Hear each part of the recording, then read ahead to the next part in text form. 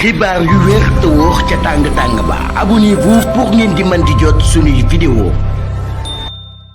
dal leen ak jàmm seen chaîne bi di Buzz 221 HD. ginnaaw bu waa douane sénégalaise amee akub taxawaay bu am solo jëmale ko ci entreprise étrangère ñu daal di lëkkaloog entreprise nationale yi di amal lu leen neex ci géeju réewu Sénégal yi te si li ni mel douanu Sénégal tegoon ci ñeent au cadre loxo ba noppi di ci sàkku 845 milliards de francs CFA coow loolee am na lu ci daal di bees ba noppi daal di ci yees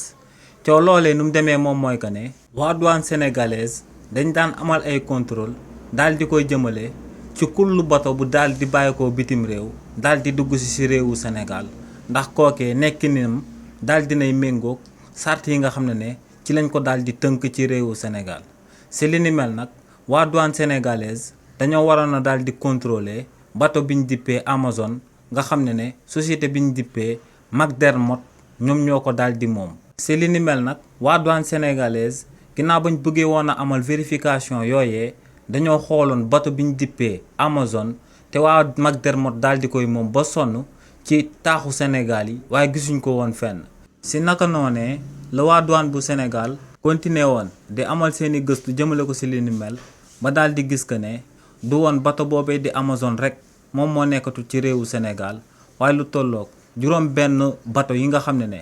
entreprise bi ñu dippee McDermott ñoom ñoo ko daal di moom te ñu nekk ci réewu Sénégal que ne bato yooyee nekkatuñ ci réewu Sénégal te ba ñuy dugg si réewu Sénégal signalé wu woon nañ que ne ñoo ngi ci biir réew mi waaye ba ñuy génn dañoo daal di yolleeku ndànk daal di génn ci réewu Sénégal. ginnaaw nag ba waa douane bu Sénégal xamee li ni mel ba noppi ba daal di am seeni preuve si lañ demee woon ci entreprise bi ñu dippee Oman Sénégal SA ak Oman logistique daal di fay teg loxo kullu DG bu ñu fa daal di bokk ak ay directeur si li ni mel jàppoon nañ ci benn français ak kenn ku bàyyi ko Île Maurice ak ñaar ñu yeewoo ci réewu Sénégal ba noppi di sàkku ci entreprise yooye di Oman Sénégal SA ak Oman logistique ngir ñu daal di fay réewu Sénégal lu tolloog 845 milliards de francs CFA ndax ñoom ne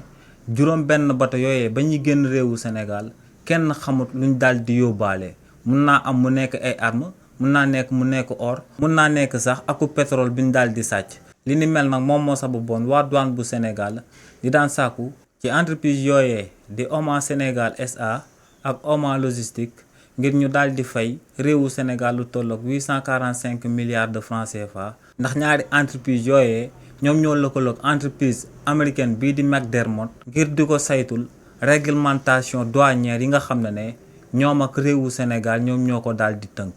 sëgëm nag ñooñee ñoom ñooy principal responsable jëmale ko ci réglementation douanière u réewu Sénégal li ni mel moom moo sabab ñu daal di jël daan yooyee daal di koy teg seen dodd si li ni mel nag ginnaaw bañ tegee loxo ñaar ñoo xam ne dañ daan liggéeyee ci entreprise bi ñu dippee Oman Sénégal SA ak Oman logistique ñooñee daal dinañuy teg ci table bi lu tolloog 1 milliard de francs CFA ngir ñu daal di bàyyi ñeent cadre yooyee donc lu leer ba am moom mooy que ne mbir moomee jeexagul ndax douane sénégalaise dafa war a daal di topp lu ñaari entreprise yooyee bañ fay réewu Sénégal lu tolloog 845 milliards de francs CFA. xibaar yu wér te wóor ca tàng-tàng ba abonnez-vous pour ngeen di mën di jot suñuy vidéo.